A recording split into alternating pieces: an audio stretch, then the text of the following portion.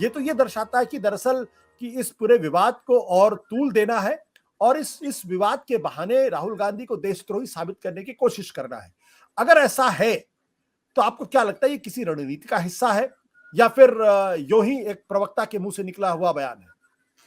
देखिए, भारतीय जनता पार्टी सत्ताधारी पार्टी है और मौजूदा भारतीय जनता पार्टी का अनुशासन इतना सख्त है ऊपर से नीचे तक, उसमें किसी प्रवक्ता के द्वारा अचानक कोई बात नहीं कही जाती है। वो रणनीति के तहत ही चीजें होती हैं।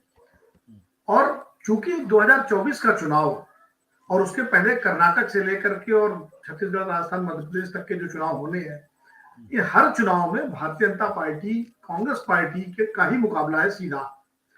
और भाजपा इन चुनावों का एक नैरेटिव बनाना चाहती है, राष्ट्र भक्तवाद बनाम राष्ट्रद्रोह कह लीजिए, राष्ट्र विरोध कह लीजिए, जिसका उसको फायदा 2019 में भी मिला था।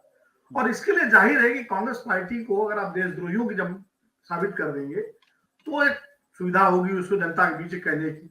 और जाहिर है भारतीय जनता पार्टी का एक नैरेटिव है भी कि देशभक्ति, धर्म, संस्कृति, राष्ट्रवाद सबकी अगर होल सोल अगर ठेकेदारी है या रिप्रेजेंटेशन है तो उसी के पास है। ये तो उनका नैरेटिव शुरू से है, आज से नहीं, हमेशा उनकी, अब तो पिछले 8-10 साल से ज्यादा ही हो गया है।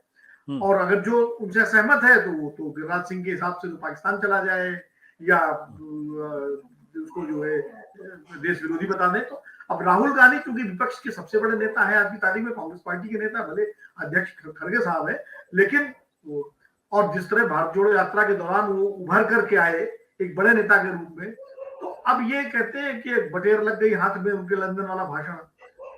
पटेल मैं इसलिए कह रहा हूँ कि उसमें अगर पूरे भाषण को सुना, जैसा विनोद शर्मा जी ने कहा कि उसकी ट्रांसक्रिप्ट अगर रखी जाए हाउस में और वो ट्रांसक्रिप्ट पढ़ी जाए तो अपने आप पे माफी वाली बात जो है वो ढीली पड़ जाएगी। क्योंकि आखिर में वो सब कहने के बाद कहते हैं this is our internal problem, we will deal it. वो कहीं नहीं कहते हैं कि अमेरिका वाले आओ हमें बचाओ, रूस वाले आओ या यूरोप वाला। हाँ, ये कहते हैं कि डेमोक्रेसी, भारत की डेमोक्रेसी जो है विश्व की के लोकतंत्र के लिए बहुत मशाल की तरह है और उसको वहां जो वो अपनी बात गिराते हैं जो महसूस करते हैं और कहते हैं भाई इसको देखें, मतलब इसको देखें, मतलब समझे जो भी हो। अब आगे तो यहां तक तो कर दिया, आगे वाला उड़ा दिया। अब ये कि नहीं देखिए साहब दोनों कहा यूरोप अमेरिका आके हस्तक्षेप करे, लेकिन जब पूरी ट्रांसक्रिप्ट रखी जाएगी उसमें और पढ़ी जाएगी तो जाहिर है फिर वो स्पष्ट हो जाएगा क्या उन्होंने कहा। तो लेकिन इसीलिए माफी पर अड़ी हुई है सरकार कि माफी मांगे, उन्हें मालूम है माफी मांगेंगे नहीं। तो माफी से दो फायदे हैं, एक तो जो जैसा विजय जी कह रहे हैं कि जब बातचीत होगी, लेन देन होगा, लेन देन मतलब मुद्दों का लेन देन या रास्ता निकाला जाएगा, तो उसमें ये होगा भाई ठीक है माफी वाली बात से पीछे हट जाते हैं, लेकिन फिर आप जेपीसी पर नरम हो जाइए, भाषण दे दीजिए और राहुल चलने दीजिए।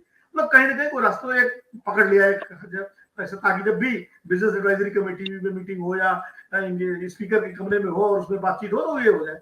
दूसरा ये कि चुनाव के समय नैरेटिव बनाना कि देखिए देश के बारे में, देश का अपमान विदेश की जमीन पर किया गया, ये राष्ट्रद्रोह है, राष्ट्र विरोध है, और इसीलिए मीर जाफर जैसा नैरेटिव लाया गया। हालांकि मीर जाफर, जयचंद और विभीषण ये सारे जो संज्ञाएं हैं ये आमतौर पर राजनीति में मतलब ऐसा नहीं इस्तेमाल नहीं हुई, पहले भी इस्तेमाल होती रही है। जब बीपी सिंह ने कांग्रेस छोड़ी थी तो कांग्रेसी नेता उनको जयचंद कहा करते थे। बल्कि मैं आपको याद दिला दूं, राजीव गांधी ने रामलीला के मैदान में भाषण में, रामलीला मैदान में था या बोट क्लब पे कहीं पे था, उन्होंने मीर जाफर और जयचंद का नाम लिया था। हाँ, मीर जाफर जयचंद कहा था और जयचंद कहने पर कन्नौज के लोगों ने बड़ी आपत्ति की थी, मुझे ये भी याद है। कन्नौज के राजा थे जयचंद, तो कन्नौज से बाकायदा बयान जारी हुआ वहां के लोगों का कि साहब जयचंद को आप कैसे इस तरह से स्टडी मिला सकते हैं। तो इस तरह के सब ये चलते रहे हैं।